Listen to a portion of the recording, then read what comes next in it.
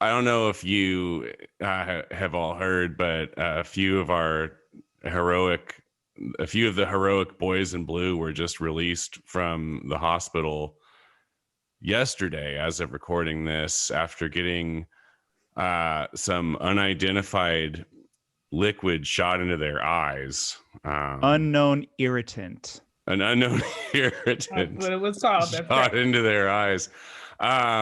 So far, it hasn't been released what that unknown irritant might possibly be. Do any of you have any insights into what this unknown substance shot into the eyes of our brave police force might have been? Before we go on, can I ask a question that none of you will probably be able to answer? But how is irritant defined? Like, is it an irritant because their eyes were irritated, or is it an irritant because something was shot at them and they weren't sure if it was water or something else? So it's therefore declared an irritant. I'm just curious, like, I would like to answer that by saying, okay, even if you just shot water in my eyes when I didn't ask you to, I would be irritated by it. I don't think there is a substance that you could shoot into my eyes unasked for. That they're all winking at me for in case you're not watching this and you're listening to it. No, with very few exceptions, there's really nothing I feel like you could shoot into my eyes without my invitation that I would not be irritated by. So we are talking about we could be talking about the emotional response to something being shot into your eye, but also potentially the physical response. Absolutely. When you're like, hold on, you got to go to the bathroom real quick. Yeah, Watch Insecure, so I know how Issa responded to something being shot into her eye. I was thinking it was jizz juice.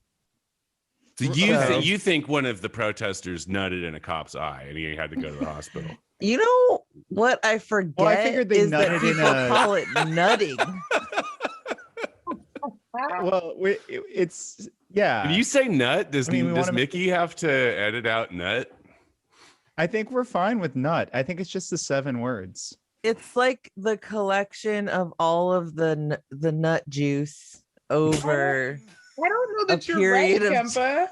No, we're talking about squeezing juice out of a nut. And we're just juicing nuts. Okay, because I was gonna say I feel like Lil Jon. Flo, we don't know what you're talking about. Skeet. So these officers got skeeted. So you think that maybe it was Lil Jon in a balaclava who went to town on 4 of our fine boys in blue? I'm not saying that at all. Claiming that it was soup for his family. And I was not intending for this conversation to go in this direction, and so I'm just really curious to know, like, is this an example? I mean, making it a little more simple, but like, is this an example of there being dramatic language used simply because it was an unknown substance, or were there like symptoms like burning, itching, whatever that like came along with what happened? I'm just curious. Right. That depends heavily on. Like, I would say that depends heavily on who it was that nutted in the cop's eye. If it's Lil Jon, then probably you can expect some burning and irritation. I don't know. Honestly, that's on me. I don't mean to demean the man's sexual health. I should probably shut up about that. It also, I think that's a perfectly reasonable thing to bring up. I also wonder, what if 4 of the cops were Draculas and the irritant was holy water? It can be any of these things. It's also in the eye of the beholder of the receiver in their eye, the irritant. I feel like when the police are defunded and we need more detectives, we should all apply for that job. I think this would be a crack detective squad. We would get to the bottom of who's nutting in whose eyes in this town. We'd be so good at figuring out all the nuts. Yeah, that's almond juice. Where the macadamia. That's pecan, macadamia, peanut. That's walnut. walnut secretion. Are you doing the best in show bit right now? You are, aren't you? I don't even know. I don't know. I love it so much.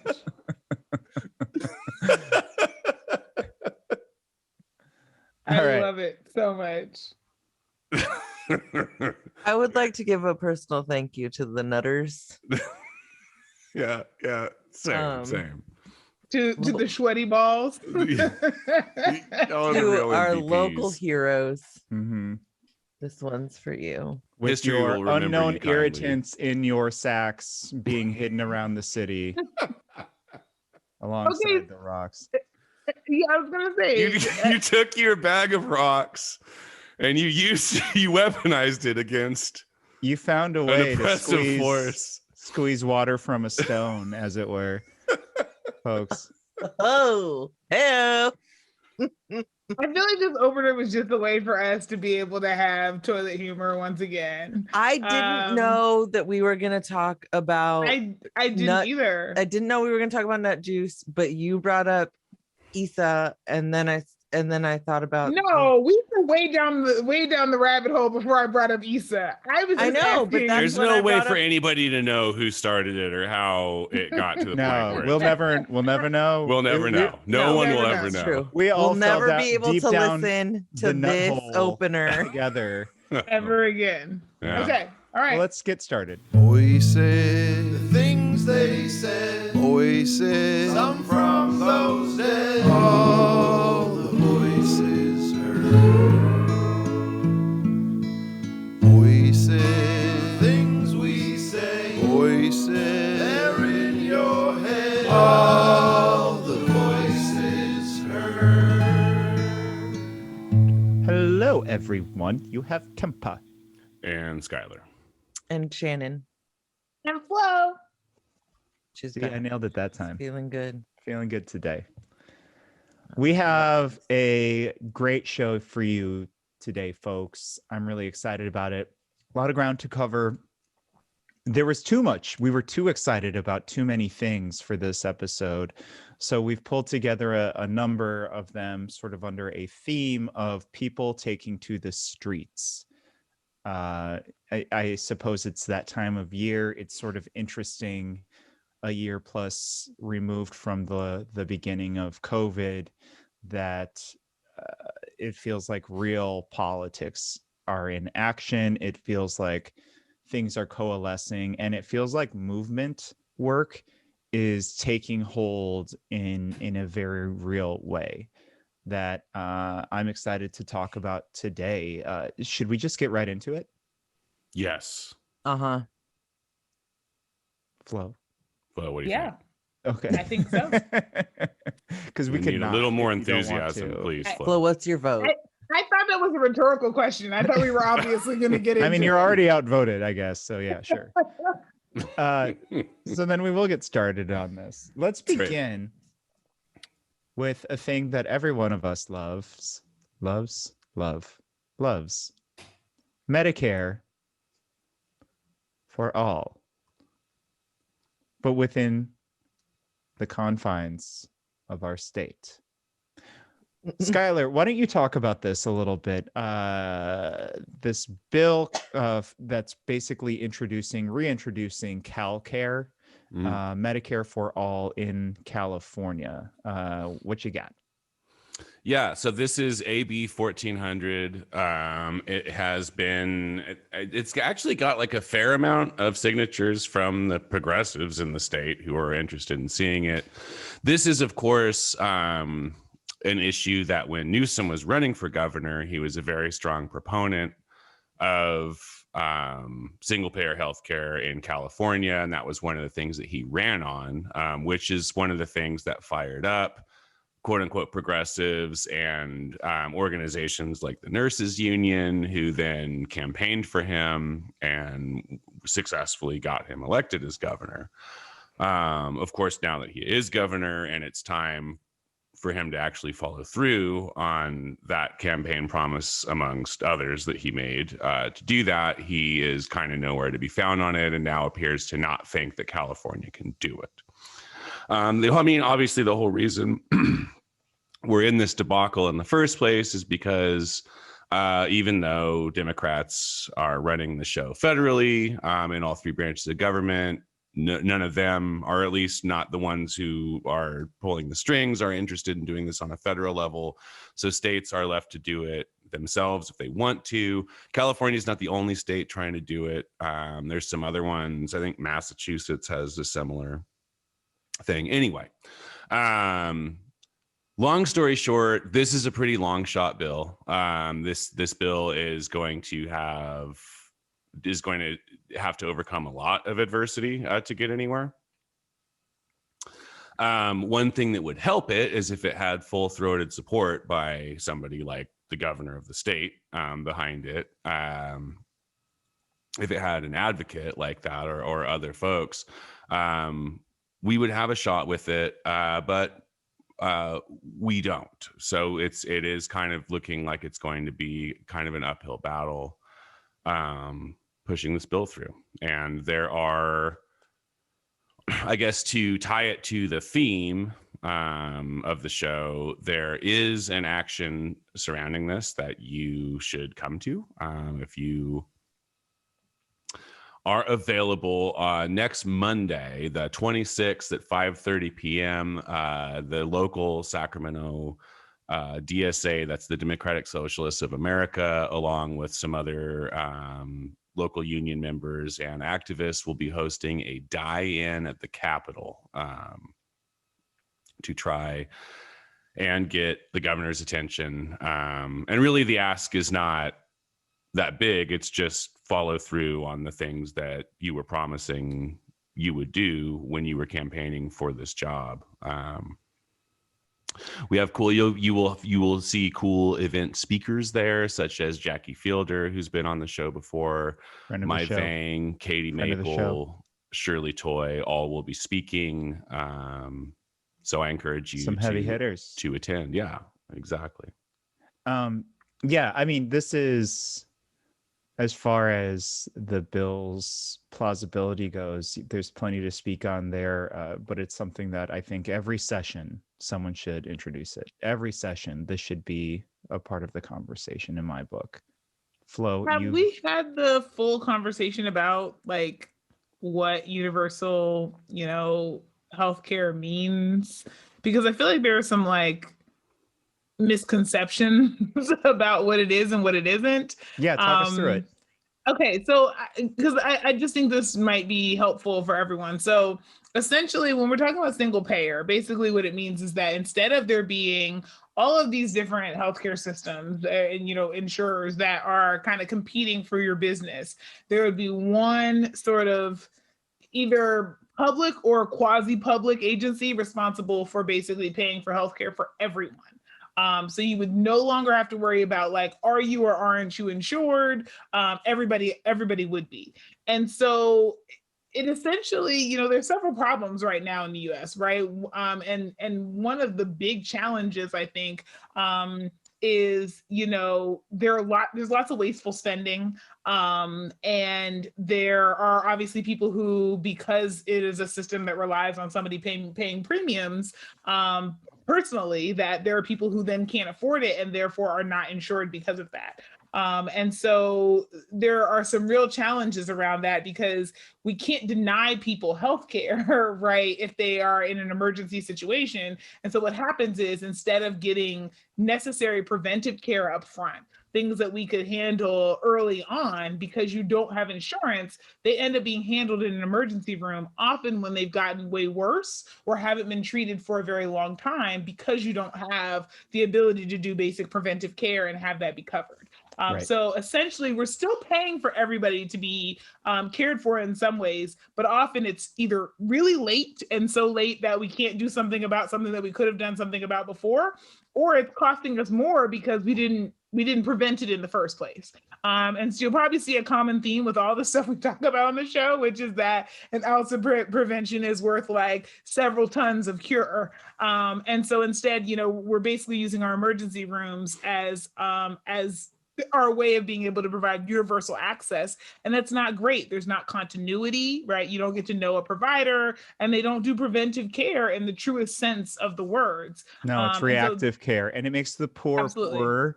And then when there are folks who just will never be able to pay for the services they're getting at the ER, like somebody experiencing homelessness, that goes directly to the taxpayers again, right? So if we have a proactive system that Flo and Skylar are talking about, this will in the end save us so much money. That's not even just like that doesn't even go into the fact that because of the system we have now, if say like an unhoused person goes in and gets like Tylenol, say, right, like what the hospital will bill the insurance company like $1,000 a pill. And that's just like that. All that is that some corporate dude makes a ton of money on that. It doesn't help anybody else. It doesn't do anything except just like hike the prices up on premiums, on deductibles. Another thing that this CalCare bill does is it would convene a board that would shut that down. That would be like, no, here are what the healthcare prices actually are. You guys can't keep doing that because that, I mean, obviously, like the fact that that's legal is a travesty of justice in the first place. I mean, another thing that I would say too, if you're kind of new to the idea of single payer, is that the number one thing that people always bring up against it is like, oh, well, how will we pay for it? Like, where will the money come from to do it? And oftentimes the answer, I think in California, likely if something were like this were to happen, would be an increase in taxation. It could be covered by payroll taxes in the way that it. So currently, you're paying a premium to somebody, and that's what I'm saying. The same thing would be. So for most people, it would you wouldn't even know. Nothing for them. It would change nothing. For you. Well, if anything, you would save a bunch of money. Right. Exactly. Because in addition to not having to pay an insurance premium every month, you also don't get a bill when you go see the doctor. There's no deductibles. There's no copays. All of that is free. And so, yes, like, are you paying a little bit of extra? If like, I guess like the way to look at it is, isn't it worth paying an extra $100 a month in taxes if you save $300 a month in insurance premiums and then never have to pay a copay? Like that isn't, I don't feel like that's that difficult of a concept to understand. And it completely shuts down the, oh, how are we going to pay for it argument that assholes always roll out against this. And it also cuts down on the very expensive ways that we have to treat things that could have been prevented. And so, to use an example, like diabetes, just the diagnosis alone costs an additional at least $8,000 per person per year. We are at a place where in California right now, 55% of the state is either pre-diabetic or already has been diagnosed with diabetes, right? And so that is an unsustainable, untenable way to move forward. But if we had a universal, healthcare, for example, in this way, we would be heavily investing in some of the evidence-based diabetes prevention programs. So those 46% of people who were in the pipeline for diabetes would be enrolled in those kind of prevented programs. So we wouldn't wait for them to show up with, with their blood glucose off the charts in an emergency room. We would do something in advance while they're still in the at-risk stage, so that they don't, convert over to having diabetes, right? So those are the kinds of incentives that end up being aligned. God bless you, Dave. Those are the kind of incentives that end up being aligned. The other argument, Skylar, to back you up is, well, isn't this going to result in like access issues because there will be longer wait times and things like that?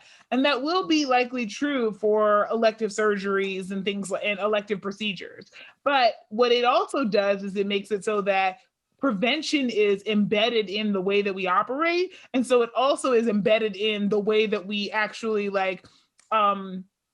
staff medicine. So we would have more over time, right? It wouldn't happen immediately, but over time, we'd have more people going into primary care. We'd have more people going into and specializing in, most people don't even know this is a specialty, but preventive medicine. It's a whole specialty. And you probably don't even know anybody who's gone into it because where's the money in that, right? So there's a way in which it would align our practice with our expenditures that could be really, really helpful. And the main arguments against it are mostly political.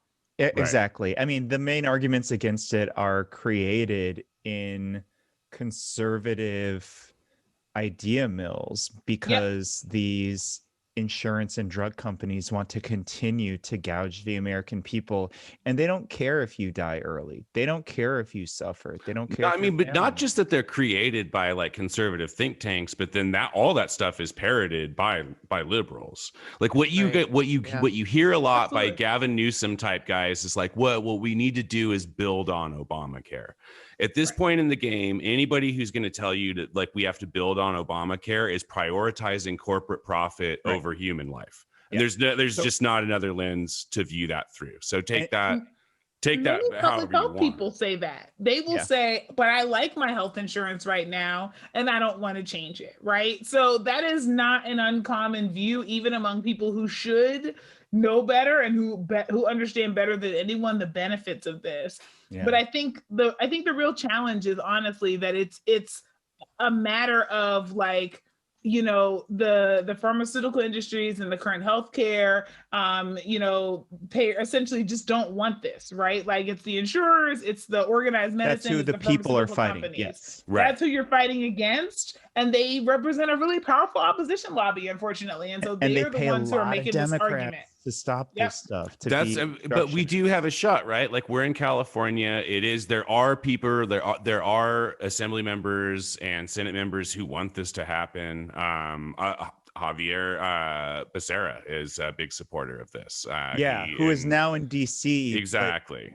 But federal law would have to sort of bend to this if we did pass it here, and he was staunchly pro single payer. So it is winnable, but it is like this is also a testament to how the libs are actually Republicans, because the politically this is being spun as like, oh well, like, you know, Newsom's in this bind because he's got this recall thing, you know, spinning up, and like if he gets behind CalCare, then the conservatives will be mad at him, but if he doesn't, then the progressives will be mad at him or whatever. And like that argument doesn't make sense in a state where like the Republicans are all but completely obsolete, right? It makes sense if you understand that this isn't like the Gavin Newsom is just taking a bunch of this money off of these guys and doesn't want to do exactly it. Then it makes sense. But if from like a practical application, like just following through on your campaign promises that like a bunch of your constituents are really excited about makes you a slam dunk, and like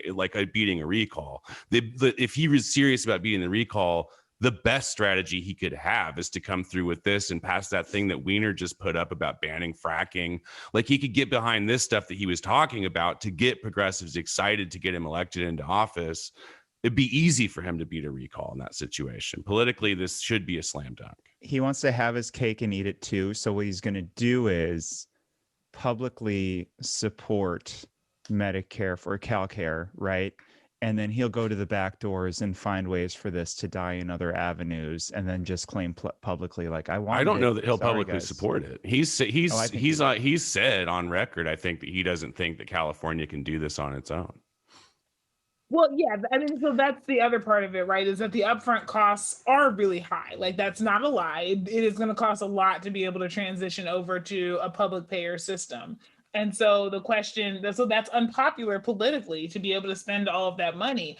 I would probably think that if you were really interested in doing it, you could also expend your political capital to help people better understand the benefits of it. And that, yeah, it's going to hurt a little bit, but we just went through this whole global pandemic that shows us that our health is tied up in one another and that this is a really important thing to do, right? So a lot of it is also like, are you willing to expend your political capital and use the moment? Or are you willing to squander that and just say, who cares, right? Yeah, they say it's going to cost $400 billion a year, but we already spend $450 billion a year in California. Correct. So if you tax intelligently, you can make it work. And as Flo said, once we start using preventative care and actually people start actively taking care of their own health, then this will pay for itself over and over again.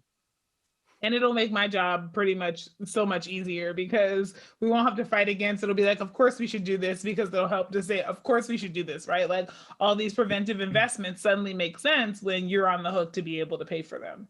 Yeah. I know we want to move on, but I do want to say, I think it's important when we have these conversations to considering the current landscape how these issues intersect specifically with equity issues and the movement for Black liberation. And that if we actually want to see a space where Black lives matter, then we have to make sure that there is equitable healthcare for Black folks, like, because they don't have they don't have access to healthcare that like actually takes care of all of these things. When we're talking about preventative care, right? Like, let's talk about diabetes and let's talk about heart attacks and strokes, and where do we see those things happening? Those are in Black and brown communities. So I think like when having these conversations with people, we can talk about the intersection of healthcare and Black lives and the importance of this for multiple causes. Absolutely. Yeah. So next Monday, be there. If nothing else, do it for Flo, and so to make her job easier. She'll appreciate it. So yeah, Monday, 5:30 at the Capitol. Diane, let's do it. Let's get his attention. All right. So moving on, Sac, to more people in the street. Sac City Unified School District, more drama. The SEIU 1021, which is mostly every worker in the school district who's not a teacher, more or less, from bus driver to, somebody who's working on the landscaping to, everything in between, teachers' aides. They have been negotiating the return back with the school board, and things have come to a halt. Shannon, could you walk us through this a little bit? No, yeah. Sorry, I wasn't ready. Yeah, so as it goes, the folks came to the table because school is back in session, and of course after more than a year now of not being in session, the union and the school district have to figure out how to come to an agreement on bringing people back to campus, and no agreement was made. And I think it's important to talk about what were the asks, right? So the asks from SEIU were childcare, N95 masks, stipends, physical distancing, which matches the teachers union, which is what we all are asked to do, right? 6 feet. And the district came back and basically said, you can have a tiny fraction of all of that. They wanted to give, so what SEIU was asking for was about a $4,000 package, essentially, for like the childcare stipends, the masks, the stipends for people who are going to have to work from home and find childcare. What the district offered was a $2,850 stipend, which included a $1,000 prorated bonus to those who were already back on campus since July. They also just said, like, we'll bring your kids to work with you. We're talking about custodians, food service workers on campus, people who are mowing the lawns on campus, tech support, campus security, things like that. So just bring your kids with you to school and that'll be fine. We don't have to give you any childcare, any stipend to help pay for that. And then in terms of the N95 ask for masks, what the district provided was information on where union members can place a request through risk management to get an N95 mask, but they would not receive that N95 mask until they took a fit test. What? To ensure that the N95 mask was fitted properly. So, the district did a real bad job of meeting the demands, and they came to an impasse. And so now they're in Can mediation. we talk about this impasse? Because this is a real disgusting move on the school board's part, because they were both at the table. They were both going back and forth on, here's what I think is acceptable, here's what we think is acceptable, going back and forth. And then the school board basically self-immolated. They pulled a pin on a grenade and blew up the table and said, we want to go to mediation. Right. Now, this is like a technical thing, so we won't get too far into it, but one side can declare an impasse in negotiations, and then the through this thing called the Public Employment Relations Board, this will go to something called mediation. The school board called the impasse, and this union was like, what are you talking about? We are still negotiating. We're still figuring this out. Yeah. And so in their opinion, in bad faith, the board just went and did this just to sort of throw a wrench in the entire process. This is why the union now is planning to strike on Thursday and Friday of this week. Mm-hmm. So the 22nd and 23rd. Yes, 22nd and 23rd. Which is, this seems like a perfectly reasonable thing for the union to do if the school board is going to play a game like that. I don't know if we want to talk more about that, or I just wanted to bring up real quick that one thing that was really, really heartening for me to see is that the teachers union stepped in. They talked amongst themselves and they said, you know what, we are going to do a sympathy strike alongside all of these workers in the district. Hell yeah. I think that's extremely important. This is what solidarity looks like. Yep. And I couldn't be happier for all of the workers coming together. The school board, you see their messaging.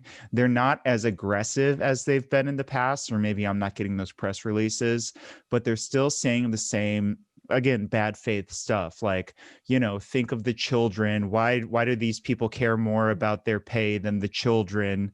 And it's like, every one of these teachers, every one of these custodians, every one of these bus drivers, their number one priority is their students and their safety. Yeah. And this is why they're fighting for these standards, right? Yep. So that's just a really disgusting thing that I've been seeing the school board do. Yeah, the district issued a statement that said, like, we get it, it says we recognize that childcare remains a challenge for parents everywhere, and then goes on to say, but blocking the doors of schools and the access of our students to an in-person education is not the right way to go about it. This is especially true for a district that serves vulnerable students, with 70% of Sacramento City Unified students low income, foster youth, homeless, and English language learners. They need our schools open. We know they serve as safe havens for so many of our students. And it's like, if all of that is true, then you need to do better at negotiating. Right. And if all of that is true, why are you exposing these children in COVID vulnerable communities to take this home to their families, to their parents and their grandparents who are deeply vulnerable as well? Yeah. And that's the part I think that's most frustrating for me here, is that, like, I worried at the time, if this, virus was going to be as bad as we thought it was going to be, if I was going to regret having said, I think we shut the schools down too soon. And here we are over a year later, and I don't regret it, because I think if we had taken a couple of weeks to make sure that kids knew where they could get meals when the school shut down, if we had taken a couple of weeks to really plan this out, we could have still safely continued to make sure that we didn't lose several hundred kids for months on end. Kids who had been coming to school every day and disappeared because they didn't get the message about how online schooling was supposed to happen and all of those kinds of things. And we lost them for a while, right? And so that's harm that was caused to people. And so, yes, I want people to be safe from COVID. Of course I do. But I also think that there is a way that if we are going to resume in-person services, that we can do this in a way that makes sense and that is safe for everyone. And that's all that people are asking for, is that their basic humanity be respected and that their safety be protected. And it's infuriating that anybody would say anything but, of course, let's make that happen. Like, that's the only answer to those requests is, but of course, let's make that happen. Anything less is an abject failure. And so I mean, I can't put it in any more uncertain terms. You know, I don't want to put it in uncertain terms. I want to make it incredibly certain terms that, like, this is what needs to happen moving forward. And I also think it's really regrettable that, you know, in the interim, nobody has really explored options for moving beyond. There's been this refrain in education around, you know, classrooms without, you know, walls, and moving beyond the borders of the classroom. And I was like, you have a freaking global pandemic that literally makes that a thing that we should probably seriously consider doing. And you live in a place like California where a good chunk of the state's population lives in an environment where that seems possible. And it's not even on the table as a way to be able to revamp our classrooms, right? As we're coming back. Like, I fundamentally don't understand. It's similar to the healthcare conversation. Like, how do you get this far and you're not willing to be able to say, you know, maybe this isn't working out so well for us? Like, because I want to ask everybody, like, how is the current education system working out for you? No, really. Right. Because even the people who are winning are depressed, right? Like, I mean, we're you know, everybody says, oh, you're so privileged, blah, blah, blah. But like, the high achieving students are struggling. Okay, they're struggling in a different way. And the students who have been left behind are also struggling. So I ask everyone, no, seriously, how is this working out for you? And might this be the inflection point where we could really reconsider just trying to get back to stupid, but maybe doing something actually helpful and worthwhile instead of doing something that is ridiculous and doesn't make sense?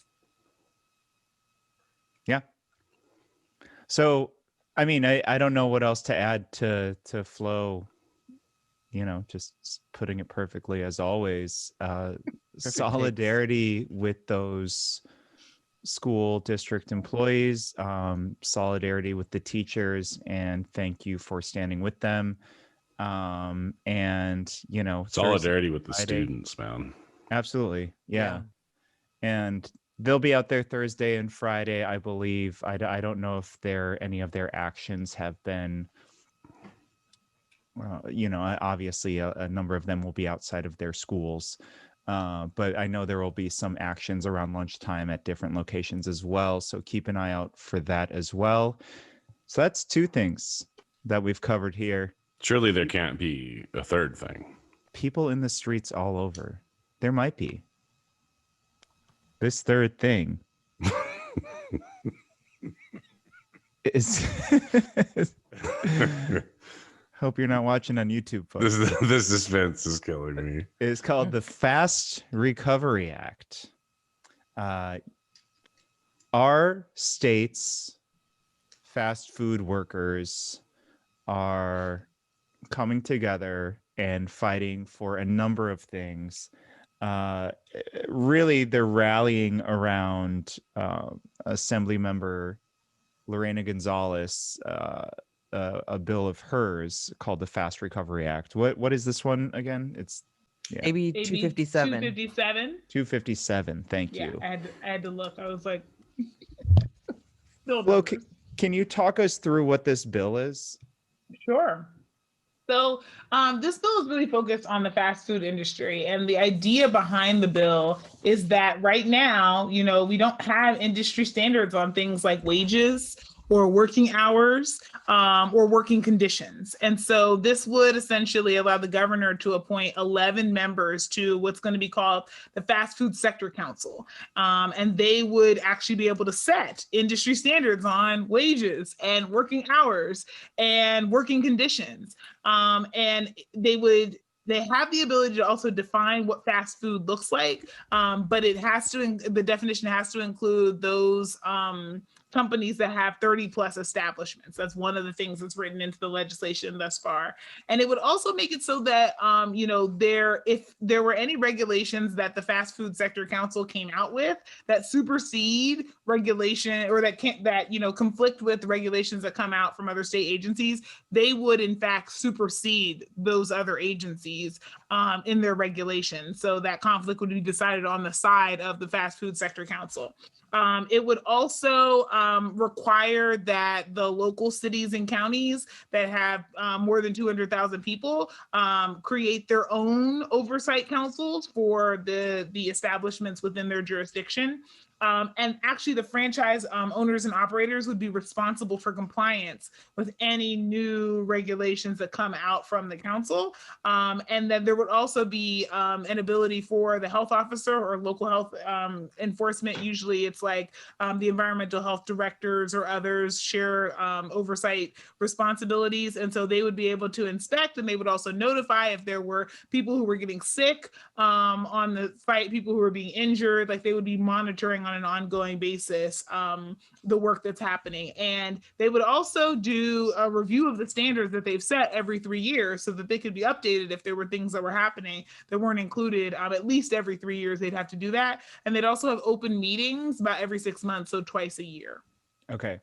This one seems like a no-brainer to me, but if there is some more depth here on like why this might be more complicated than just like obviously these folks who have been, exposed worse than so many other populations to COVID this last year, and who've been exposed to so many just injustices over the history of fast food in America. It makes sense, right? I mean, it certainly makes sense. I was going to say the only thing that concerns me a little bit is that the 11 members are appointed by the governor, and so this motherfucker's going to be like Colonel Sanders, Wendy. That's the only thing. The king. That's not a reason to oppose. That's a reason to try to make sure there's language in Grimace. here around stand. The Fry Guys. But like, you want to make sure there's some standards around like who are on those seats. So it's not just completely open to anybody that the governor, can choose. Right now, it's entirely open based on the bill language. But this, you could actually have it so that it's more, it's more narrow to some of the people who you'd want to have involved, like, people who engage in workers' rights advocacy already and things like that. Yeah, maybe even workers from some of the fast food, establishments, and people who have the experience that you would want to be able to lead something like this. Yeah, that's a good point. Well, beyond that, I mean, I'd like to let folks know kind of what the direct action here is. I know that on April 15th and 16th, there have already been actions in San Diego and Los Angeles. This week, on Monday, April 19th, there was action in San Francisco. On the 20th, the day we publish, there is action in Oakland, and the final day. That the action, the fast food employee action in Oakland on 420 is going to be out of control. Yeah. Unknown substances in the eyes of cops. And then I believe Wednesday, the 21st, it culminates in Sacramento, the state capital. There will be a car caravan. It all begins at, if anyone cares to join them, at 11 a.m. At 681 West Capitol Ave in West Sac. I believe that is a union. Yeah, that's SEIU 1015's location. That will be the rallying spot. And then they'll be doing a caravan around the Capitol. Hell yeah. Seems like a great cause. All these people taking the streets. Can you believe it? I just want to say for the record, just to get it out there and so everybody's clear, that the working conditions and wage are far above the acceptable level at all 30 plus locations of Dr. Schuyler's Wings and Vax. So that one, oh shit, all above board. We have a happy workforce. There's no need to look into that operation any more closely. How many flavors? He actually of wings? vaccinates the meat, so you don't have to get your own. I don't like. My lawyers have told me I'm not supposed to say this, but if you eat my wings, you won't get sick from anything ever again. Oh, anything. Mm-hmm. You'll live forever. My legal team's gonna kill me for saying that on this show. I'm gonna. But I feel confident. Be exposed to hear voices as well. Yes. I might have to eat meat. It's been a while, but yeah. So if the CalCare thing doesn't go through, get yourself down to wings. Actually, legally, we're supposed to say that's not meat either. Okay. You know what? We'll just take this part out of the episode. Yeah, all right. Well, that's probably for the best. Yeah. Hilarious. Flo just like shuts down during these moments now. She really I feel like Flo has this ability to like hear when it's just a bunch of I'm just like, okay, all right, nothing, nonsense, if you will. At which point she begins to read another assembly bill. Mm-hmm. Yeah. So we've just told you about three different instances of folks claiming their rights, folks taken to the streets. Would you believe me if I said there was a fourth? No, that can't possibly be true. I would definitely believe you. Flo is right. I believe you. Oh my God. Somebody read the email. Somebody's been on the Slack. It's true. Or somebody was watching the news the last 2 weeks. Let's talk about this, right? There's a lot going on. Obviously, the George Floyd Chauvin trial has a lot of people sort of reliving the trauma of that police killing. There should be a verdict in the next few days. More recently, of course, there was we saw Dante Wright in Brooklyn Commons in Minnesota, killed by police, and then Adam Toledo, this boy's footage was released a few weeks after Chicago PD killed him, a 13-year-old boy.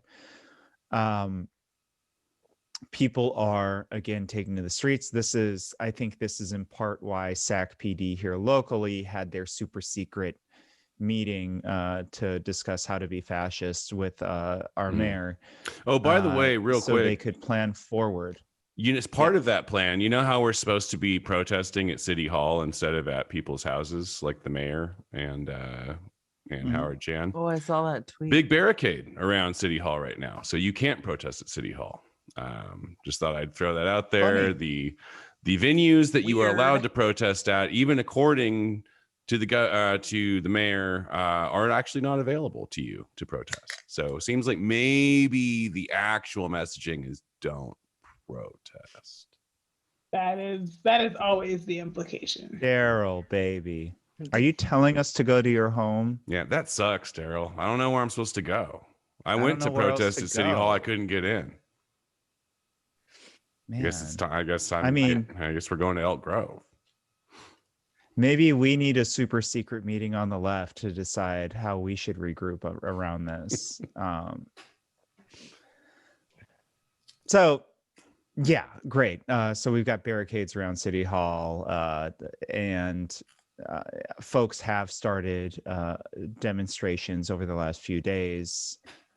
Obviously, SAC PD under Chief Hahn have responded just with irrelevant levels of force. There's already chatter of the National Guard coming in. Minneapolis is just crawling with National Guard at the moment. They are. This is how the state will model around quelling protests when the coercive arm of the government kills young Black and brown boys from now on, right? Mm-hmm. So I think folks have to start thinking ahead towards that. So here in Sacramento, folks have been demonstrating around sort of these three cases, but just generally, right? Police violence and this systemic racism. And so the most recent demonstrations, what was it, about 50 folks, give or take, blocked up on Saturday here in Sacramento. I like that they met at the Rose Garden, at the Capitol Park Rose Garden. I thought that was very pretty. And they marched around, and I mean, we discussed this briefly in the intro, but what was the term again? Four an unknown irritant went to jail. Hospital. Yeah. They were hospitalized. They were hospitalized for an unknown irritant. Yeah, oh yeah, I said they went to jail. They went to health jail. Not health jail. They went to health. Oh, that's what I call hospitals as an American male. Wow. Okay. So they went to the hospital with unknown irritant, I believe, in their eyes, I assume. Oh my goodness. Man, I would feel super bad for the cops in this regard had they not spent all last summer like waging chemical warfare against the people who live here. Lots of unknown irritants floating around there, and pretty not a whole lot of sympathy from the city or the cops or the like alarming number of residents in and around here who love to lick cop boots about chemical weapons being used against protesters. But now 4 cops got unknown irritants in their eyes. That is news. That's newsworthy. The BS to report on that. I'm dying to know what this unknown irritant is. Are we entitled to that? Can we is that a Public Records Act request? Like, are we able to get that information? Yeah, are they going to run a toxicology on this? How does this work? I hope, for Lil Jon's sake, I hope they don't. I hate it here so much. I just, I keep showing up, but I really hate it here. Yeah. So, come on. So that happened here locally. The SAC-B wrote a very world's smallest violin. Well, I guess I was playing it as I read the SAC-B piece, crying for the cops. Because of all the violence we've seen them do against folks. It's just like, oh, they hurt your little eyes. Right. Well, like we're supposed to be like, oh man, one of the cops got hit in the head by a rock. Like, dude, you like shot a kid through the face. Yeah. Right. Like I'm sorry, like about your little hurty head from the rock. Yeah. Like, what do you want? What do you want from me on that? There's also, I mean, it cannot be said enough that the cops showing up is a use of force. So they show up, just their presence is an escalation. They also never just stand on the sidelines or in the background. It's like they can't help themselves but to get right in front of or in the middle of absolutely everything. And then demonstration after demonstration, we see them, they harass folks who are trying to go home, trying to go to their car, trying to get to their bike, whatever it is, however they got there, and just trying to, they've done their demonstration, they've done their direct action, and they want to go home. And police, SAC PD, continue to harass them. This is on Chief Hahn's watch. And if it's on Chief Hahn's watch, it's on Daryl's watch.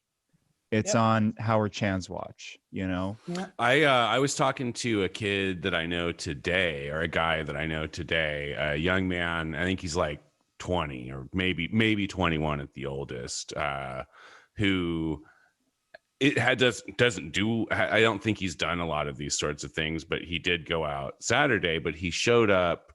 He found himself in a situation where he was alone and was surrounded by, according to him, several cops, like 10 cops, who all started like bullying him and asking him like, are you gonna like something, I can't remember exactly the way he put it, but are you going to the First Amendment event later on or whatever? Police terror. Just police bullied this kid and terrorized him, and he was able to get away from them. I think what happened is that somebody saw what was happening and came over and kind of pulled him out of the situation. Yeah. But this is a guy who doesn't. I don't think he's done a lot of these things, and it sounds like he escaped kind of by the skin of his teeth. And it just like, to me, it's just like the idea of like 10 of these assholes in riot gear, like bullying a 20-year-old, it's just like, what are you guys doing? Like, what's wrong with you guys? Don't like, you go home and you look in the mirror and you feel good about that. Right. Exactly. Like, what is wrong with you? To do. This is what you do. This is what you're about. This is how you serve and protect the community. That's not even to get into that thing. We sort of jokingly referred to the sack of rocks, as it were. Yeah, let's explain what that was. Yeah. So I think the Sac sheriffs tweeted a picture that they had found a duffel bag full of like throwing sized rocks, like next to a government building, which I think it turned out to be the jail or somewhere thereabouts. Correct? Which they apparently didn't march near. No, the protesters didn't go anywhere near that. Yeah. So and so the sheriffs are claiming like, oh, they planted this. They planted this duffel bag full of rocks. But we also know that the sheriffs and the cops will dress in plain clothes and try and instigate with protesters to like try and get them to fight them so that they can arrest them. Like, it seems far, far, far, far more likely to me that the pigs dropped off a duffel bag of rocks somewhere and took a picture of it and tweeted about it than any protester collected a bunch of rocks and put them in a duffel bag and left them on the street somewhere next to a government building. Right. And there's no evidence in any other direction. But the unfortunate thing is when local news outlets act as stenographers for these pigs. And right. They just like, look at what the pigs said they found. It's like, don't you still respect them after they claim Stefan Clark had a toolbar? When a toolbar is not even a thing? Not just yet, but like across the nation, they're like infringing on the First Amendment rights of the press left and right. Like the cops are going out of their way to show the press that they don't respect their civil rights and are willing to infringe upon them illegally. They will break an LA Times reporter's arm. Yeah. He was trying to cover when they. Yeah. So who are you carrying water for? KCRA? Right. Like these guys? Why? Yeah. Well, I mean, we kind of ask, right, like why they feel okay treating these folks the way they do, but it comes back to Chief Hahn. He uses dehumanizing, othering language on these demonstrators. He calls them domestic terrorists. He says it outright to our city council. So how do you think his cops below him are going to treat them? And it's acting out in real time. So, Angelique Ashby, District 1 City Council member, can speak his praises all she wants because he is a very nice guy and soft-spoken. But like, if he uses this language, this is how his cops will behave. And these folks who block up and go out there, these are good members of the community. These are folks who add to the community during the day, and then they make the choice at night to go out and face the cops head on.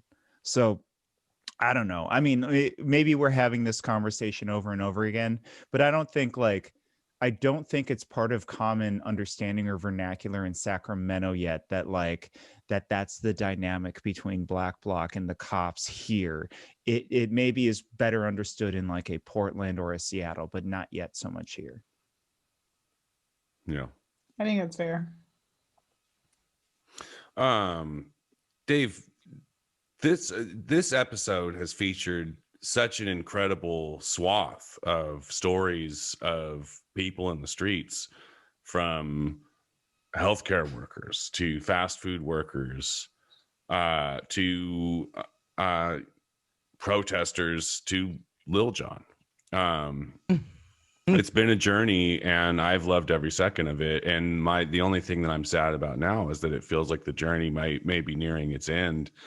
I'm hoping that you can point me towards perhaps a new chapter, or perhaps a collection, or what's the word I'm looking for? When you have a whole lot of things that you accumulate, an accumulation of order. Oh. Yes. No, that wasn't what I was looking for, but that's okay. Anyway, there's some sort of centralized place where I can get a lot of these kinds of takes, and where I can keep up on what's going on around the city, and hear extremely hilarious and good-looking people opine about them at length. Great question. Real quick, we talked about people in the streets. I want to take a second for people in the sheets. That's right. You can sit in your own bed and call in to your city council and county board of soups meetings. It's not where I thought you were going to go. It's definitely not. I don't know what not where I was going either. And I was like, all right, we're gonna take this detour with him. I guess this is what we're doing, folks. Can you give us a call to action for our friends in the sheets who want to make a difference? Who's doing the sheets? Yeah, I think it was Shannon.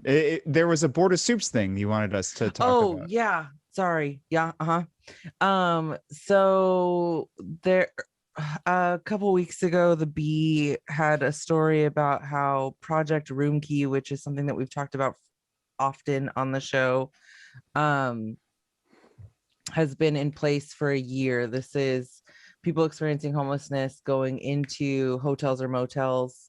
Holiday Inns. And they were paid for through COVID relief dollars. Well, that funding is coming to an end, and the county is saying it's too expensive. It's costing, near $5,000 a month per person, which is the cost of rent in a high-rise apartment. And it's just not sustainable. Anyway, the call is that this has been such a successful program, to make sure that the Board of Supervisors don't just kick folks out back into homelessness after being sheltered for a year. Find ways to fund this program long term as part of a robust sheltering system for our community here in Sacramento. It is not an agenda item, so you would just add it into public comment at the end of the meeting, or you can type in your e-comment, and that meeting is tomorrow afternoon. It is today afternoon. Also, if you want to chime into the city council, I believe Councilmember Valenzuela is doing the homelessness master plan, and please put your support behind that. Now we got to run this bad boy out. Become a patron, folks. You'll get our Friday episodes as little as $5 a month. Patreon.com/Voices River City. We are on all the social medias. Just type in Voices River City on whatever social medium you're on. We have a store, voicesrivercity.com/shop. There's all sorts of stuff there. Yeah, you just Google us, Gurgle us. And then I am on Instagram. No, I'm not on Instagram. You don't get to see my Instagram. I am on Twitter at YouKnowKempa. YOUKNOWKEMPA. You can find me on Twitter as well at Guillotine for You. That's Guillotine, the number 4, YOU. And I'm Shan N.D. Stevens. And I am at Flojaune, FLOJAUNE. Great. All right, that's the show. If you're still listening to this, we love you very much, and we want you to stay safe. Stay sane. Stay healthy. And stay the bleep away from me.